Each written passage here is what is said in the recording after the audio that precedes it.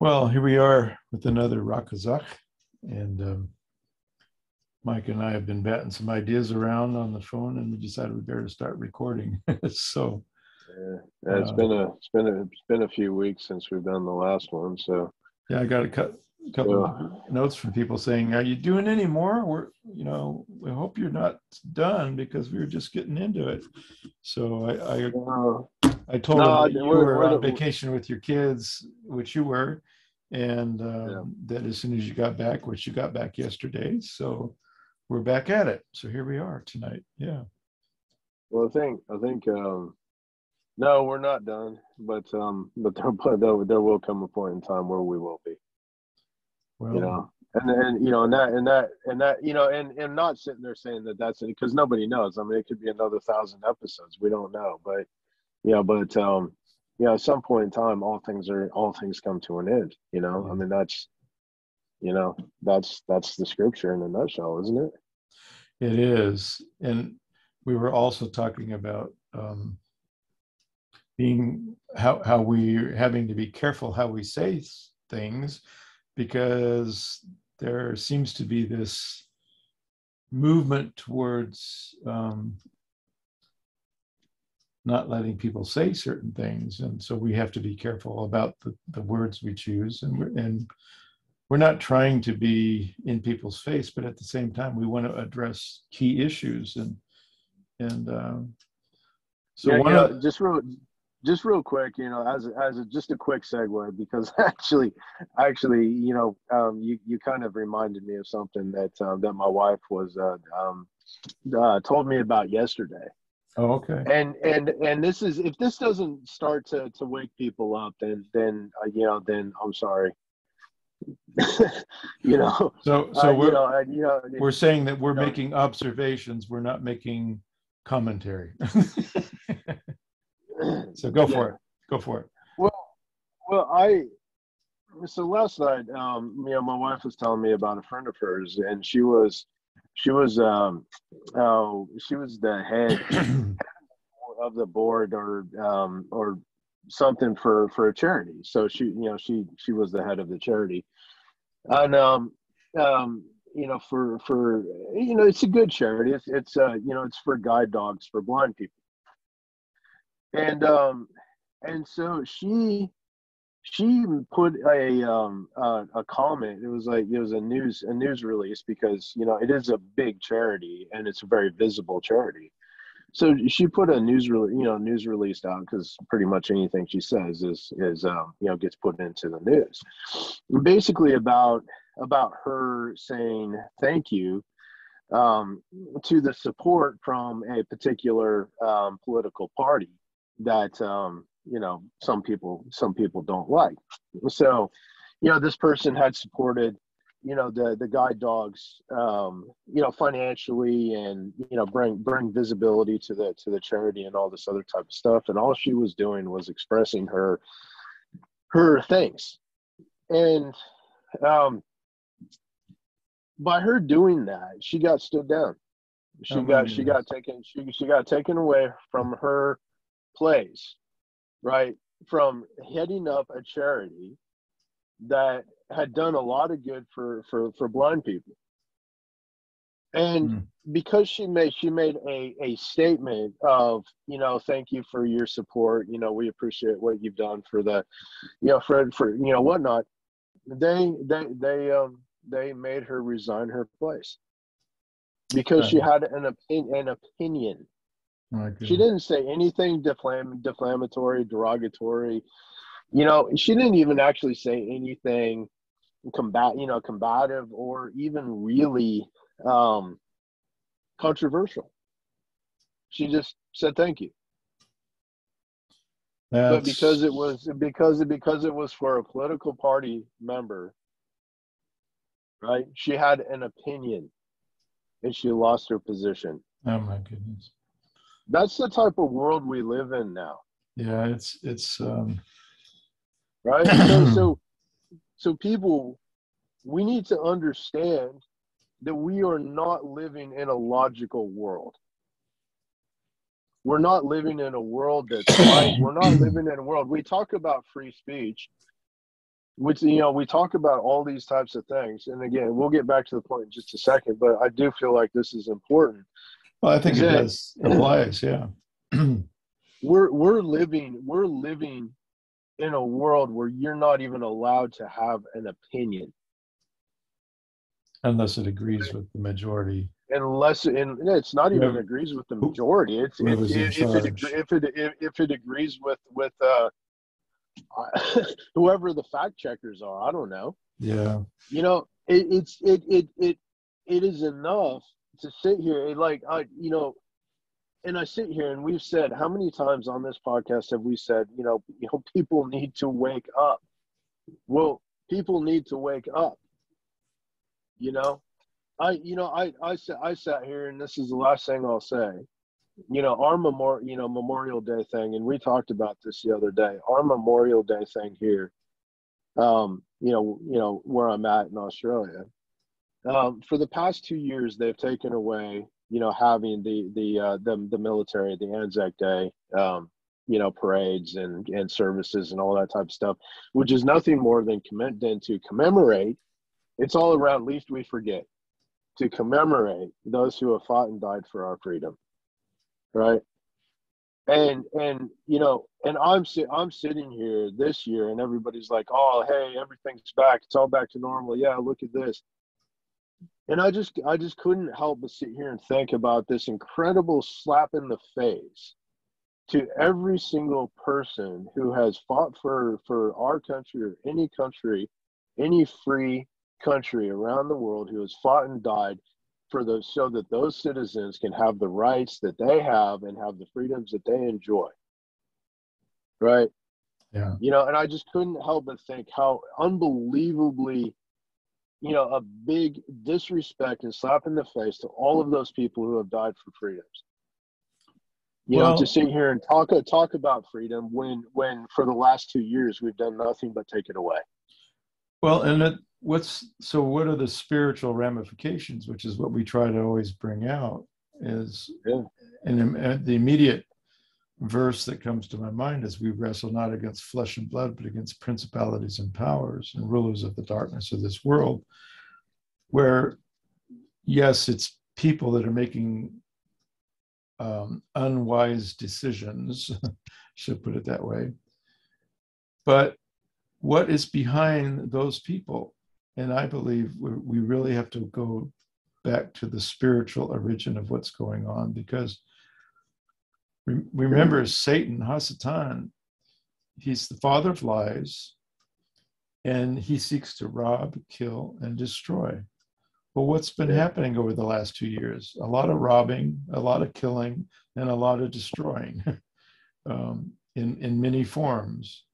And so, yeah, there are people with names in political positions that are putting those decisions out there. But I maintain that there's only one source where those decisions are coming from, and that is Hasatan, that the devil.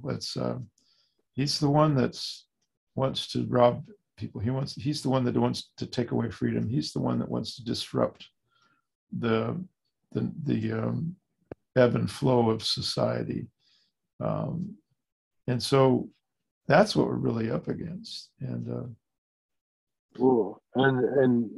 it's absolutely what we're up against, and I think that's why we're continuing to to sit there and sound the trumpets and bang the drums and say, people, it's time to wake up, because whether you like it or not, we're at war. Maybe you didn't choose this war, but guess what? You're in it. Yeah. And then Paul, in another place says, put on the whole armor that you may withstand the evil days that are coming. So yeah, and so it behooves us to pay attention to what that armor entails, and how to put it on, and to put it on, to not be caught flat-footed, as it were. This exactly, because the armor of God is walking in righteousness. It's walking in salvation. It's walking in peace. Right. It's walking in the spirit, you know, and it's all of those things, all of those things, it's walking in faith, it's, and those are only things that, that come by God. It's not obviously, it's not a literal, oh yeah, put on my armor. No, it's walking in those things. Right. Well, you know, It's not walking in fear. It's walking in faith. It's not walking in well, it's also the world. It's not walking in salvation. it's not depending on a man or a political system or something to fix things, really. Yeah.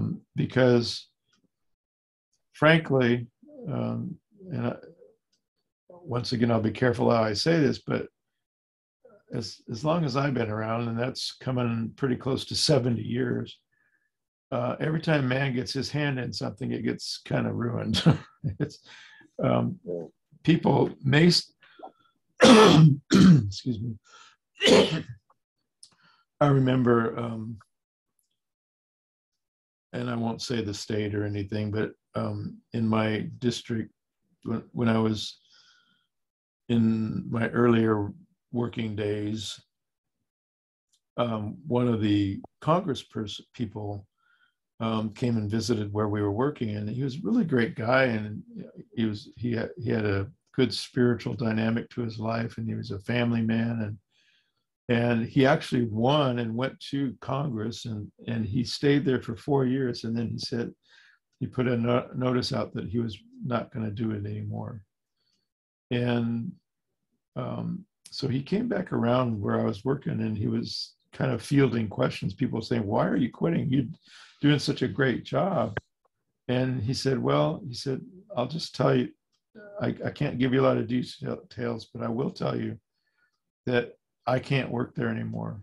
He said, "What's going on there is so against what I believe in. I can't stay there. And I've realized after 4 years that I'm not going to be able to change it."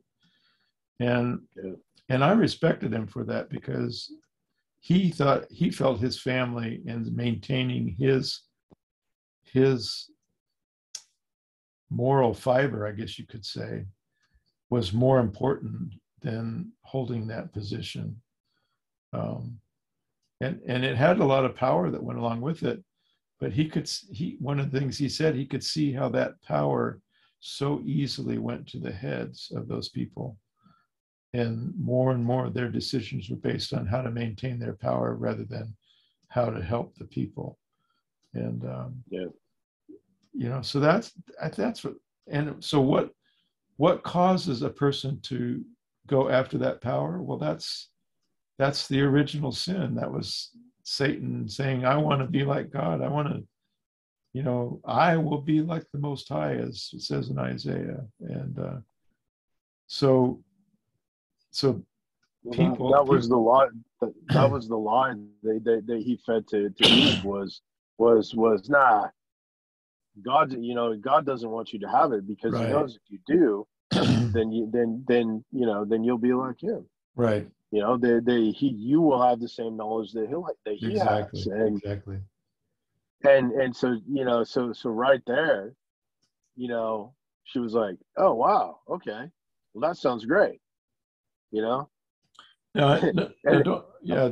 and Don't get me wrong. I'm sorry, not go ahead. saying don't be involved in voting and things, because that is how this country, how our country, and even Australia runs that way pretty much too, by voting people in that you feel like have a high moral fiber and want to help people.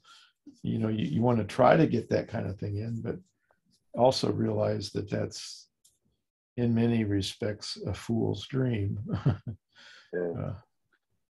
Well, we look at it, and as every day, the separation is occurring more and more and more, and you can see it. You can see it in every aspect of life.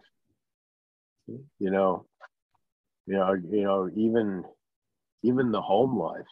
I mean, the home life has been, the marriage life, it's been under attack for years and years and years and years. But, Yeah. now it's becoming even more, um, more of a chasm. There's more separation that's happening. It's the level of separation that's happening. And, we only have to see what kind, I mean, so many people go, oh, what are you talking about? Or, this or this or that. And I go, all you have to do is open your eyes. Right.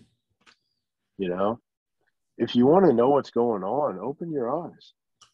Well, You know, there's far too many people, who are sitting there. And I think it's open your eyes, spiritually, because, we're, I think God does want to, open people's eyes. I think he does, because we need to be prepared for, for what's coming. well, we do. And, I mean, there's several cases in point we could bring up at this moment, because there's a lot of, as you look around, when you go into stores and when you go out to parks and whatever else you do to entertainments, you see people behaving in ways they never behaved 2 years ago. But somehow in this past 2 years, there's been this conditioning that has gone on that has a whole, an abnormally large number of people walking in lockstep with this kind of programming that is causing people to just, in my estimation, go crazy. In fact, I read an article that called it a psychosis. Yeah. And I don't think they're too far off the mark there. And it's, we've talked about this before, but there's so much fear on the land. Another article I read just a couple of days ago that almost 28% of the population are experiencing some significant level of depression based on what's been going on the last 2 years. So, I mean, that's really, really troubling, Well, it's massively troubling. I know for me personally, I know that, there's so many times where I could have fallen into that, Yeah. because what, because where we were, you know, I think when they introduced the 5 kilometer thing, or so you couldn't be more than 5 kilometers away from your home, right? Right. When they did that, you know, that was really hard to deal with. Yeah. And there was no reason for it. You know, we couldn't go down to the beach, we couldn't go fishing, you know. Um, you couldn't even go and sit outside in the sun at a park, without getting bothered by the police, or things like that. Yeah. I remember, Um, remember seeing videos on that. you had to wear masks everywhere you went. It was just, and I remember, like, for me personally, if I don't understand how people still sit there and go, oh well, for as much bad as this happened that came out of the last 2 years, there was a lot of good things as well. And I'm like, name one. Yeah. Well, you know I can name one, and that is that the true nature of people, who they really are, the let's call it the proverbial mask, was taken off, and we actually began to see people for who they were. Um, yeah. they the raw person came out. and Well, and that there's a I, value to that. There's a value to knowing who people really are. I kind of used to say, now I know who comes into my camp and who stays out of my camp. So yeah, you're not wrong. And I mean, we've talked about it, but you know it just, there was this veil of evil that was just lifted, Yeah. you know, um, that was just, like I said, I mean, you always knew it was there, but over these past 2 years, you could see Yeah. it, you know, and and I know for me personally, I there was a lot of times I could have been, gotten very depressed. There was time, I mean, I remember when everything was shut down. I couldn't even go down to the hardware store and buy a plant. Yeah. You know, you couldn't even get mail delivered because they had everything shut down. You know, Well, there was, yeah. like you were lucky to be able to go across the street to go get food. And like what we had to deal with and what they're dealing with in places like Shanghai and Beijing and stuff like that, even today, is nothing. I mean, there for a while, people would have said, "Wow, you guys in Melbourne, man, you guys have had it harder than anybody else in the world."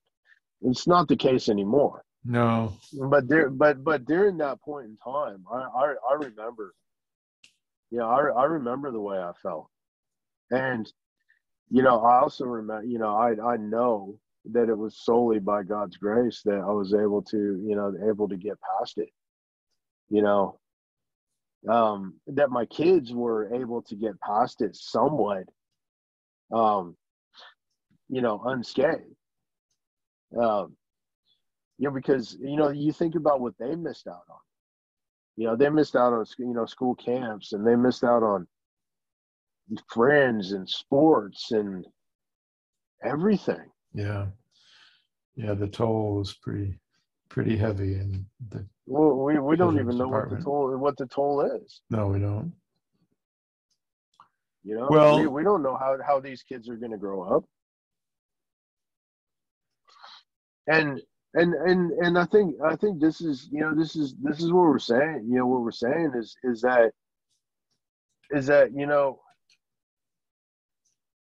we really, as the body of Christ, as people who are believers, true believers in Yeshua, all of us, we all need to wake up, because I think to one degree or another, I think all of us are sleepwalking still. yeah, I know, I know I am. in many respects, yeah. And it's interesting how the I'm trying to remember if it was Yeshua or Luke or anyway in the Gospels it talks about that the coming of the Son of Man will be like a woman in labor. And when you study and any woman that listening probably could say this better than me, but there's this time where you've been almost 9 months carrying the baby, and then these um, these contractions begin, and they get closer together and stronger. And there's this period where they call transition, and you don't know up until that. You're not sure when things are going to happen as far as the delivery of the baby, but as soon as you hit that transition phase, everything goes like really fast. and within a short period of time, there's a birth and you have the newborn baby.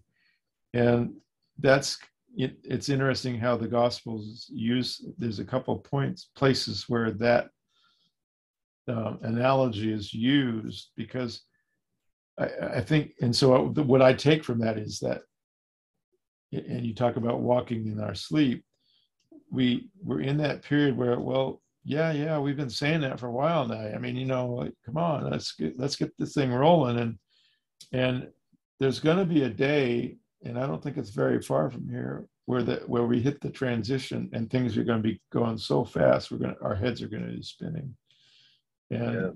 and if we're not well grounded in our Heavenly Father and Yeshua and his and the work that he's done on our behalf and in relationship with him, if we're not grounded in that, which I think that's the oil of the lamps of the five virgins that were ready.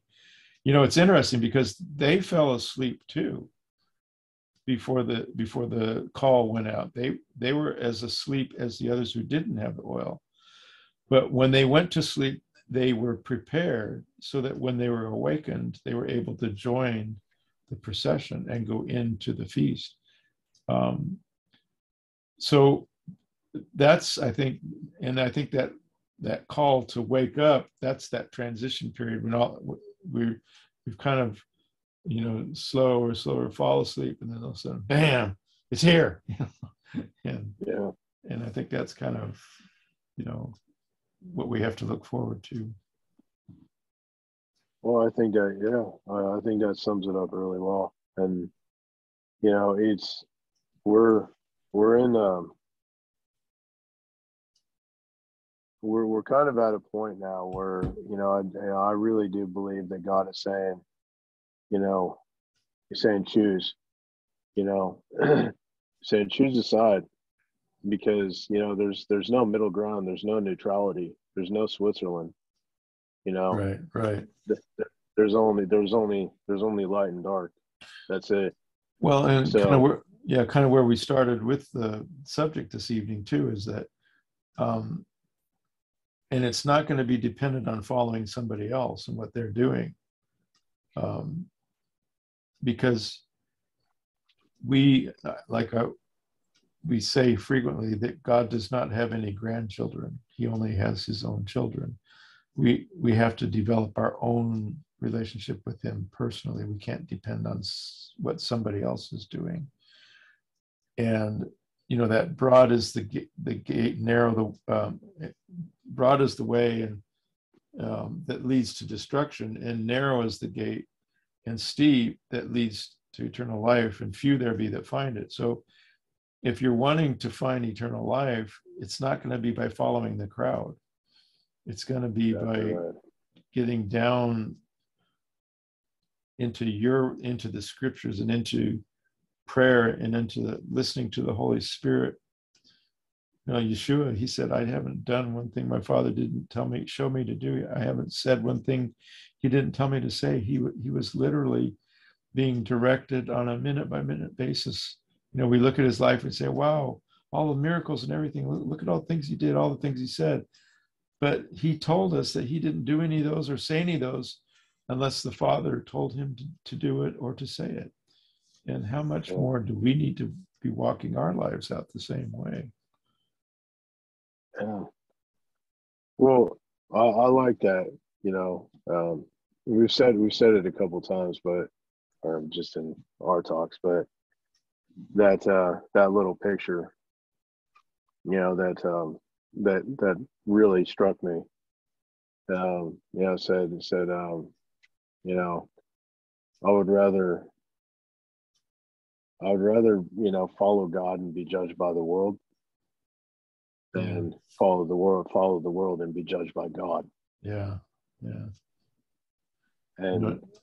And kind of close to that, another person said, if you were being tried in a court for being a Christian, would there be enough evidence to convict you? Yeah, that's another one that really weighs heavy, and that's something that, we need to think about that. And how are we living our lives? And when we talk about the narrow way and the wide way, following the crowd is choosing to not be judged by the world. You want to fit in. You don't want to stand out. Yes. Don't make waves.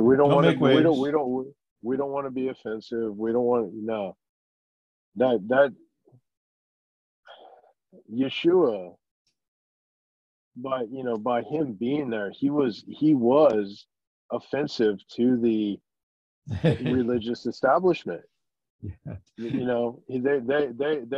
He constantly challenged them and He made them look foolish at every single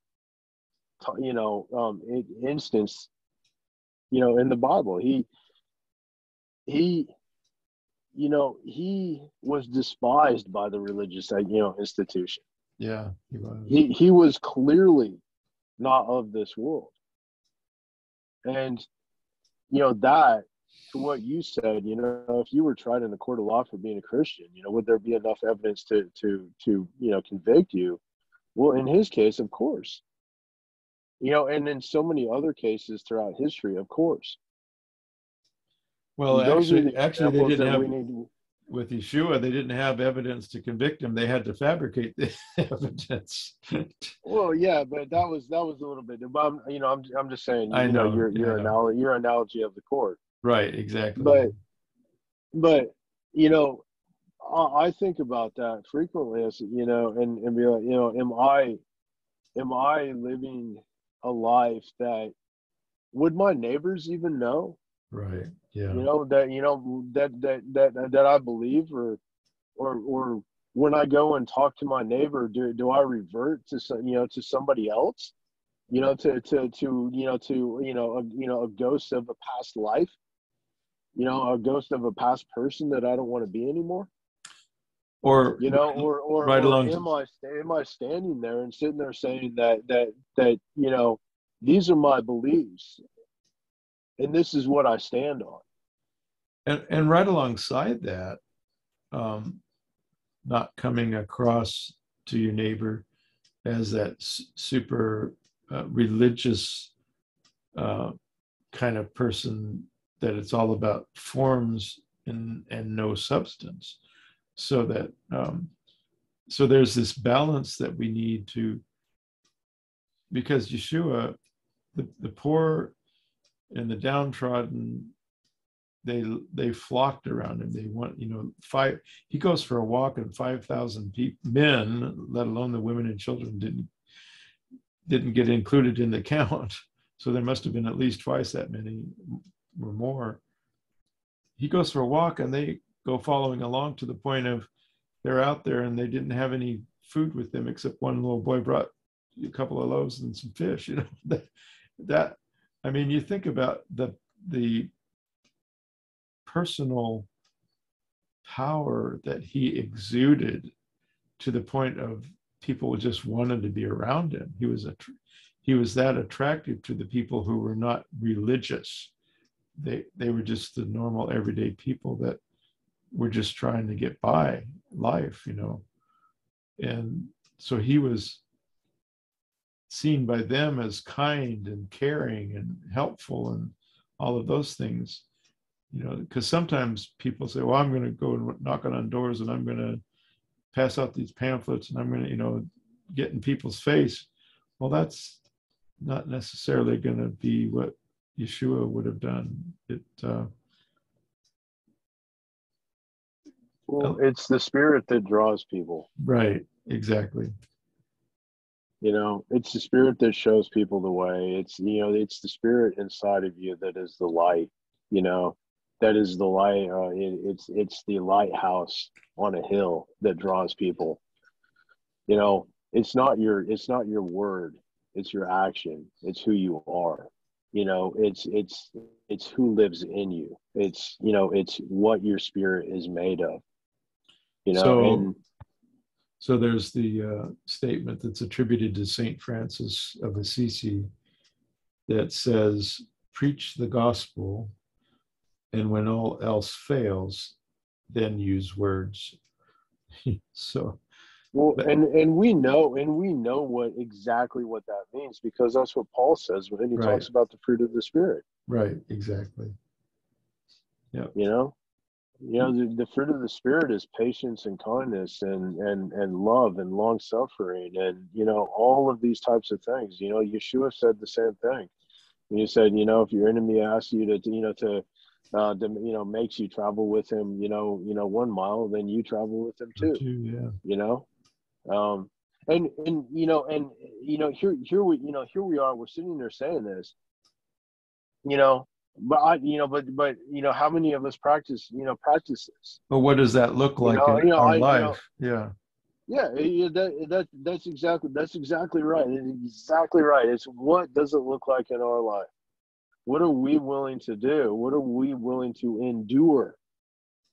What are we willing to persevere in Right. order that these people can see the spirit within us? And I always talk from my own personal experiences, but I let myself down constantly with that because I know that I need, that I can do better, but I don't for some reason. I choose not to. And it's not, oh, the devil made me do this or that. No, it's I chose not to. I chose not to do that to, with my adversary. I chose not to, show patience. I chose to, to get angry. Or to yell at my kids or something like that. Whatever it is, I chose to do that. You know, like, and maybe that's what we need to say is, there's two steps I think to change. I think one, we need to take responsibility for who we've been. Right. And I think two, we need to choose to be better, Right. you know? And that, I think, if we could, taking responsibility in life, and I know it's a little bit of a tangent, but taking responsibility in life for our actions, if if we're not happy with who we are, that's on us, because we're the people who have made those decisions and those choices to be the person that we are today. So Yes. maybe rather than sitting there and blaming somebody else, or blaming circumstances, or blaming our past, or blaming this and this and that, maybe we need to take responsibility for our actions and our choices within that. Yeah, that's so true. And it by doing that, you're essentially you're putting a stop to the um, well, to the madness for one thing, because you're saying, listen, I know. First of all, you decide. Yeah, I remember the kind of a prayer. I thank God that I'm not who I used to be, but I'm also thanking Him for who I will be. So we're Yep. on the process of turning our backs on what was and walking towards what will be. And so that, because I mean, we can get down and down and down on ourselves for all of the failures we have, and we have plenty.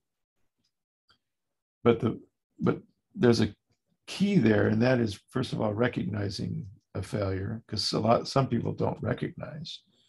There's too much pride or arrogance in there. But if we at least come to the point where we recognize it, and then next to that, and kind of what you were saying, make the determination that we want to improve that. And then I think the third step that kind of goes hand in hand with that is recognize that the only way we're going to make that improvement is through the power of the Holy Spirit in us to effect that. Because otherwise, you look at the Beatitudes, or so many of the statements that Yeshua made, and if He's not promising to give us the Comforter, which He does promise that He will, but if He didn't make that promise, all of these high ideals that He's presenting to us would make us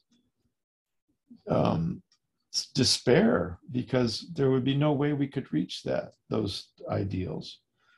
But He doesn't leave us with just the ideal. He brings to us the Holy. He says, I'm leaving now, and it's really important that I leave, because as I leave, I give you the Comforter who will guide you and lead you into all truth. So we're not left to do this on our own. We are offered the assistance of the Comforter, of the Holy Spirit.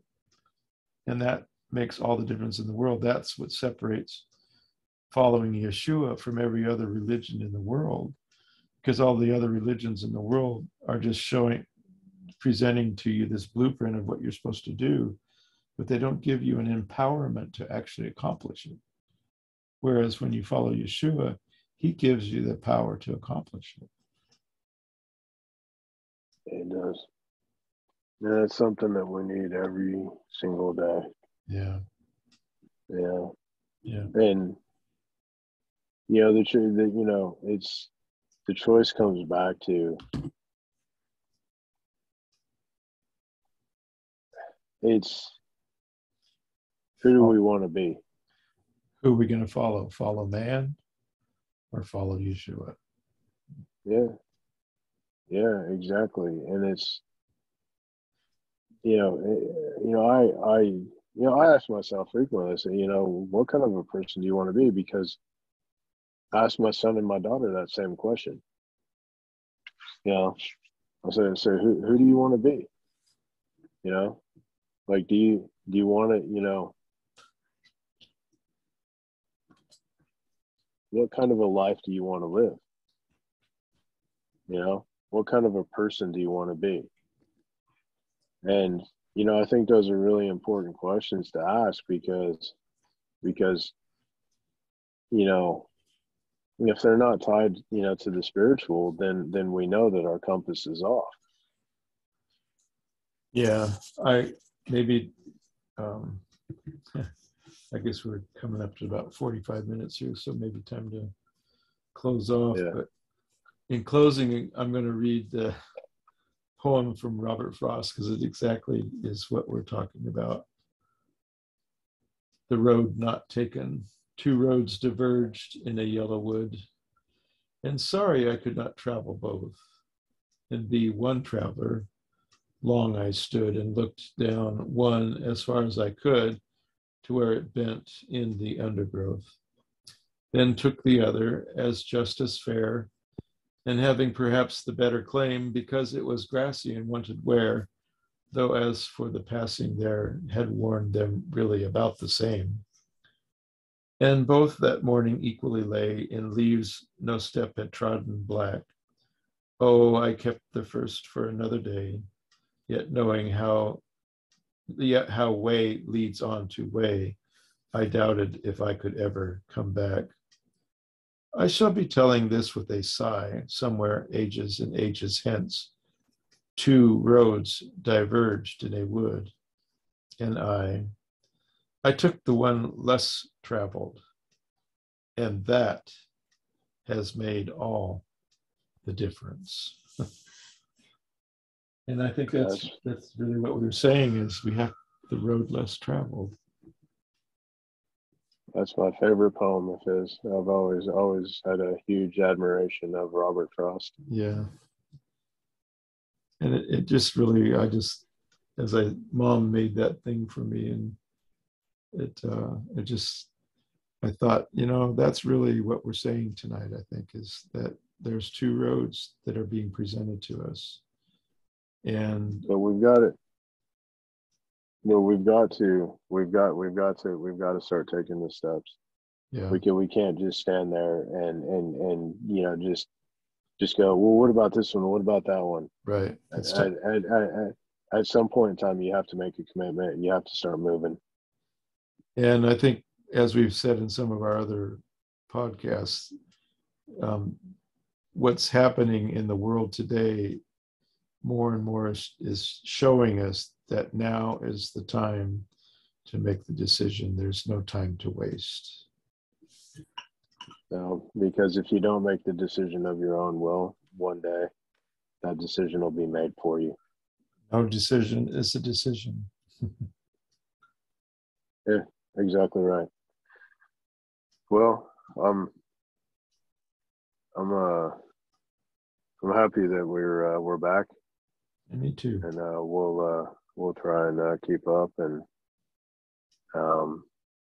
we'll try and keep up to the weekly, and I think that'll be good, and hopefully people didn't miss us too much. Okay. Well, just thank you guys that you are listening, and even the notes that you send, that we appreciate that. So we'll sign off for tonight, and we will make a commitment to see you next week, or hear you, or talk to you. All right. So shalom for now. And remember, Rak Chazak.